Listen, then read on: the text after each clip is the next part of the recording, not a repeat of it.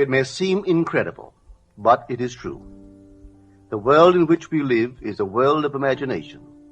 In fact, life itself is an activity of imagining. All that we behold, though it appears without, it is within, in our imagination, of which this world of mortality is but a shadow.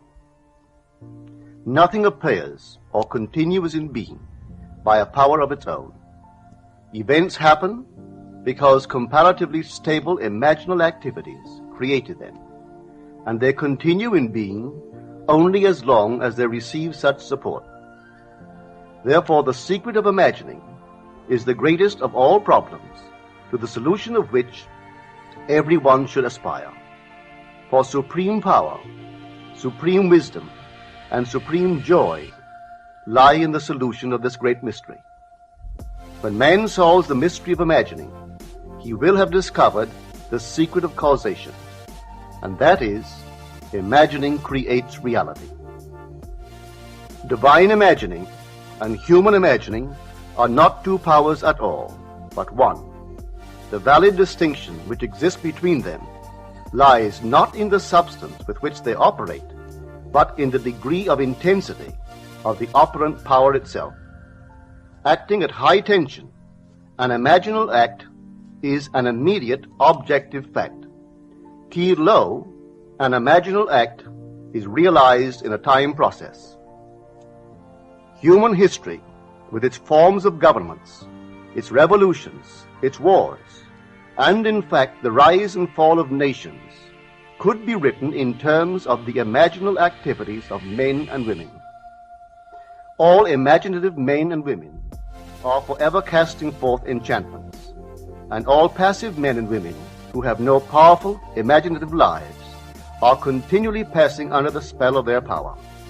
If imagination is the only thing that acts or is in existing beings or men, as Blake believed, then we should never be certain that it was not some woman treading in the winepress who began that subtle change in men's minds, or that the passion because of which the earth has been drenched in blood did not begin in the imagination of some shepherd boy, lighting up his eye for a moment before it ran upon its way. The future is the imaginal activity of man in its creative march. Imagining is the creative power, not only of the poet, the artist, the actor, and orator, but of the scientist, the inventor, the merchant, and the artisan. Its abuse in unrestrained, unlovely image-making is obvious, but its abuse in undue repression breeds a sterility which robs a man of actual wealth of experience. Imagining novel solutions to ever more complex problems is far more noble than to restrain or kill out desire. Life is the continuing solution of a continuously synthetic problem. Imagining creates events. Our world, created out of men's imagining, comprise unnumbered warring beliefs. Therefore, there can never be a perfectly stable or static state. Today's events are bound to disturb our yesterday's established order. Imaginative men and women invariably unsettle a pre-existing peace of mind. Hold fast to your ideal in your imagination. Nothing can take it from you but your failure to persist in imagining the ideal realized. Imagine only such states that are of value or promise well. To attempt to change circumstances before we change our imaginal activity is the struggle against the very nature of things. There can be no outer change until there is first an imaginal change. Everything we do, unaccompanied by an imaginal change, is but futile readjustment of surfaces. Imagining the wish fulfilled brings about a union with that state, and during that union we behave in keeping with our imaginal change. This shows us that an imaginal change will result in a change of behavior. However, our ordinary imaginal alterations, as we pass from one state to another, are not transformations, because each of them is so rapidly succeeded by another in the reverse direction. But whenever one state grows so stable as to become our constant mood, our habitual attitude, then that habitual state defines our character and is a true transformation. Now let me call your attention to the design on the cover of this record. You will notice a man sitting on a park bench, imagining himself to be in a home. This is the secret of those who lie in bed awake while they dream things true. They know how to live in their own dream house until, in fact, they do. Man, through the medium of a controlled waking dream, can predetermine his future. That imaginal activity of living in the feeling of the wish fulfilled leads man across a bridge of incident to the fulfillment of the dream. If we live in the dream, thinking from it and not of it, then the creative power of imagining will answer our adventurous fancy, and the wish fulfilled will break in upon us and take us unawares. Man is all imagination. Therefore, a man must be where he is in imagination, for his imagination is himself. To realize that imagination is not something tied to the senses or enclosed within the spatial boundary of the body is most important. Although man moves about in space by movement of his physical body, he need not be so restricted. He can move by a change in what he is aware of. However real the scene on which sight rests, man can gaze on one never before witnessed. He can always remove the mountain if it upsets his concept of what life ought to be. This ability to mentally move from things as they are to things as they ought to be is one of the most important discoveries that man can make. It reveals man as a center of imagining with powers of intervention which enable him to alter the course of observed events, moving from success to success through a series of mental transformations of nature, of others, and himself. How does he do it? Self-abandonment. That is the secret. He has to abandon himself mentally to his wish fulfilled, in his love for that state, and in so doing live in the new state and no more in the old state. Now we can't commit ourselves to what we do not love, so the secret of self-commission is faith plus love. Faith is believing what is incredible. We commit ourselves to the feeling of the wish fulfilled, in faith that this act of self-commission will become a reality, and it will, because imagining creates reality. Imagination is both conservative and transformative. It is conservative when it builds its world from images supplied by memory and the evidence of the senses. It is creatively transformative when it imagines things as they ought to be, building its world out of the generous dreams of fancy. In the procession of images, the ones that take precedence naturally are those of the senses. Nevertheless, a present sense impression is only an image.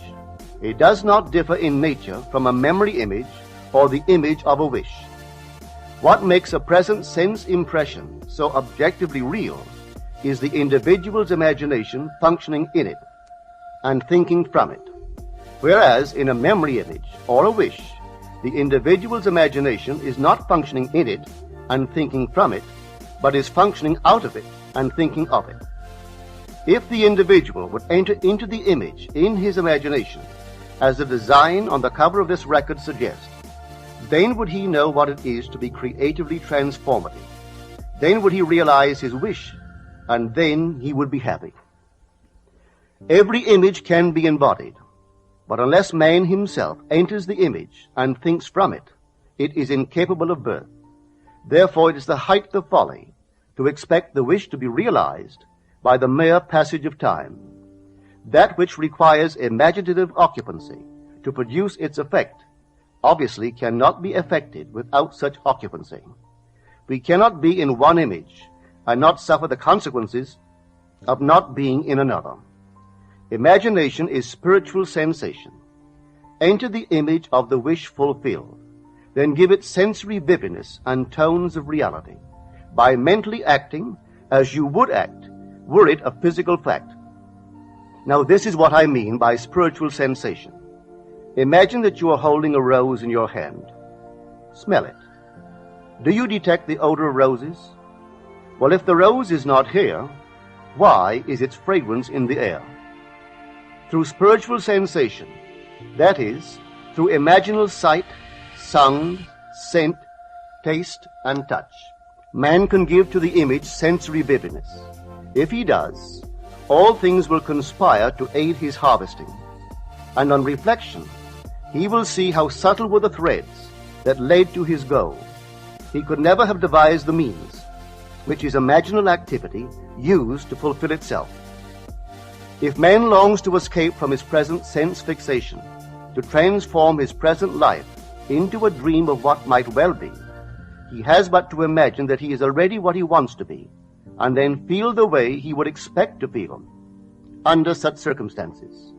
Let him, like the make-believe of a child who is remaking the world after its own heart, create his world out of pure dreams of fancy. Let him mentally enter into his dream.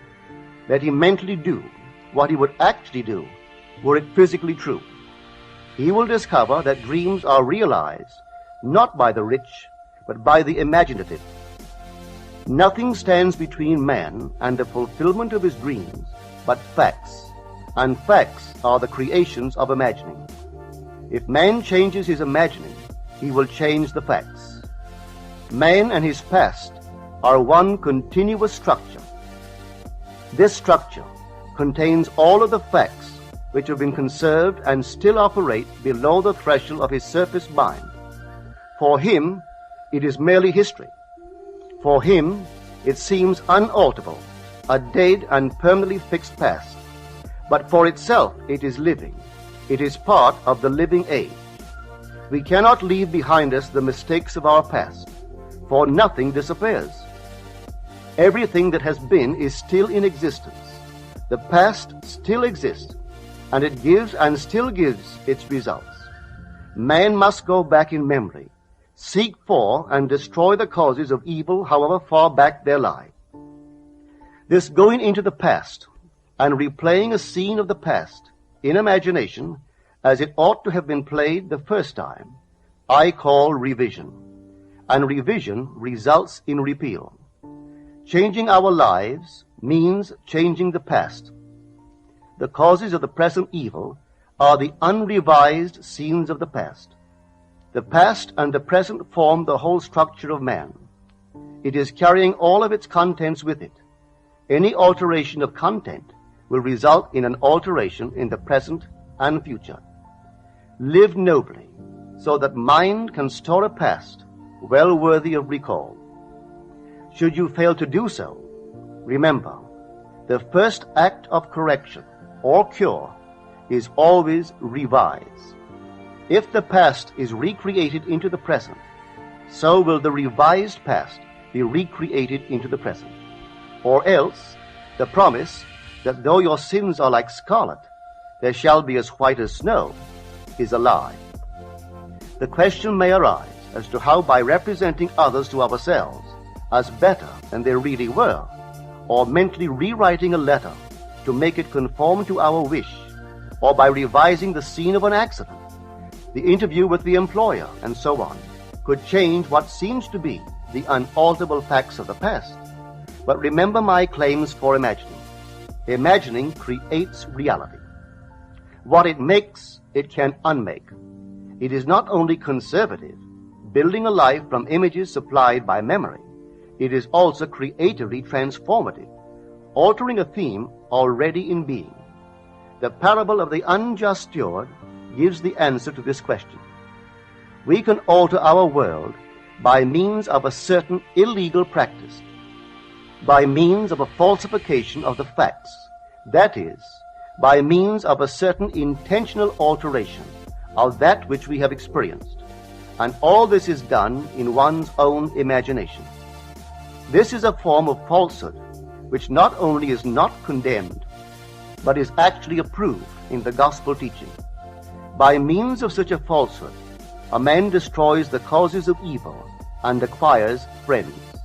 And on the strength of this revision, proves, judging by the high praise the unjust steward received from his master, that he is deserving of confidence. Because imagining creates reality, we can carry revision to the extreme and revise a scene that would be otherwise unforgivable. We learn to distinguish between man, who is all imagination, from those states into which he may enter. An unjust steward, looking at another's distress, will represent the other to himself as he ought to be seen. Were he himself in need, he would, like the man on the cover of this record, enter his dream house in his imagination and imagine what he would see and how things would seem and how people would act after these things should be. Then in this state he would fall asleep, feeling the way he would expect to feel under such circumstances. Would that all the Lord's people were unjust stewards, mentally falsifying the facts of life to deliver individuals forevermore. For the imaginal change goes forward until at length the altered pattern is realized on the heights of attainment. Our future is our imaginal activity in its creative march. Imagine better than the best you know.